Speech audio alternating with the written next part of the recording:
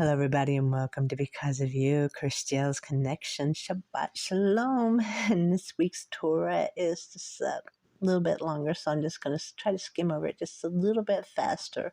So what we're going to be studying on Friday night basically is Toldot, and what it is, it's talking about the generations, it's talking about the descendants and generations, and basically the foreshadowing of everything that's going on even now.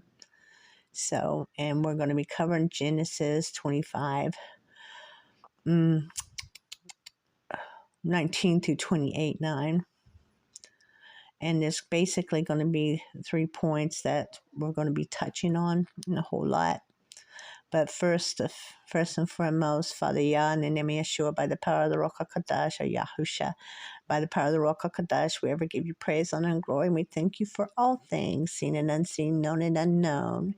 Answer each and every prayer request according to your will and your glory. Give us wisdom, knowledge, and good understanding and remembrance in your word. Amen, amen, and amen.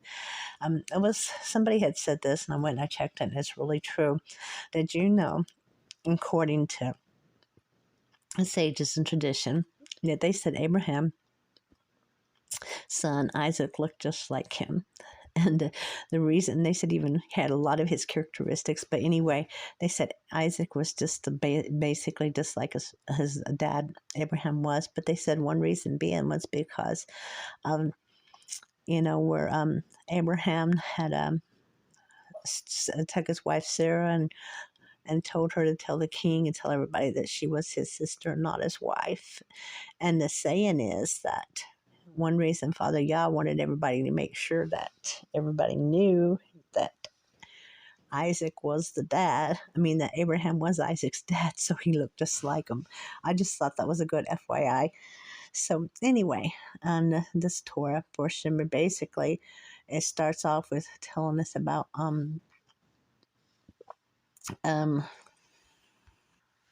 Isaac's twins, which is Jacob and Esau. And Esau being the eldest and Jacob the youngest. Well, when Rebekah was pregnant with them, what had happened was she felt like something was going on in her belly. It just didn't seem right. And some people said, she sensed that it was basically conflict inside of her belly, even her womb. And so she sought Yah about it, Father Yah about it, and she said, what's going on? And then this is when he told her, that you have two nations, within you,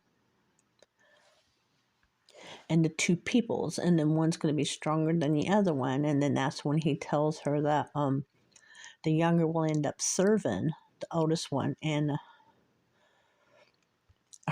their birth ended up being kind of unique, because what happened is Jacob, the younger one, ended up first Esau was born, and Jacob, the younger one, was holding on to his heel as he was born. And then the story, what happens then it quickly jumps into the birthright, how Esau had got Jacob's birthright. Jacob had brought Esau's birthright, because as the oldest, the birthright automatically belonged to Esau. But then this tells about how Jacob had bought the birthright for basically a bowl of lentil soup. And then which this birthright actually means more than what the surface would imply. So take some time to really get in there and study what the birthright is. We'll need to look at that a little bit more in this week's Torah portion. Anyway, so what happens at the end? The second part is kind of like Isaac and Abimelech. Well, this is basically like when another famine hits, like it did in the days of Abraham. Well, anyway, Isaac done the same exact thing that his dad Abraham did, and told the king of Philistine,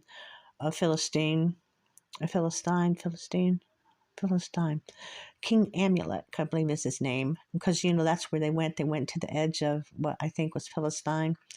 I'll have to look that up again. But anyway, so they went there, and then this is when Isaac did exactly again what Abraham did, and he told him, pretend like my wife Rebecca is my sister, and that's what she did. Well, then the king Amalek had seen them. He looked out the window and he seen that Isaac and Rebecca was flirting.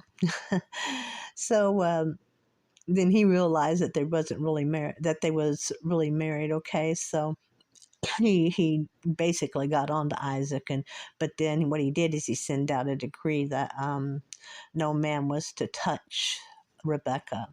So, in a way, what Father Yah had done is he was sending a protection around Rebecca, and so that was pretty cool the way Father done that.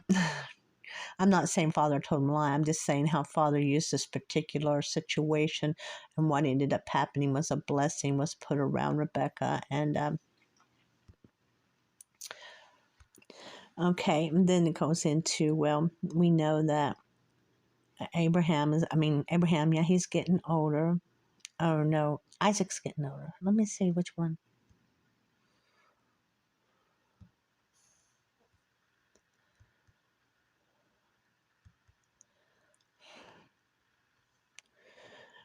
Okay, but anyway, Isaac's getting older, and what happens? He's getting harder to see, right? And so he can't hardly see. Well, then we know Esau was a hunter. Red Esau, he was hairy, and he was a hunter, and he was out in the fields. And legend says he was a bad cat. But anyway, then there was Jacob. He was inside, and he stayed in the tents, and he had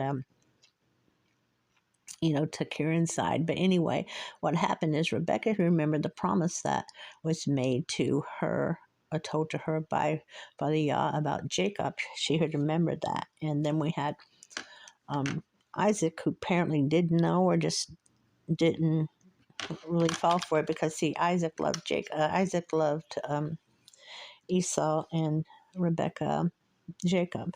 And then I think it has something to do with she realized about um the birthright. But anyway, I need to jump through that because we're running out of time. So anyway, he was tricked, and Jacob ended up getting the blessing of the birthright.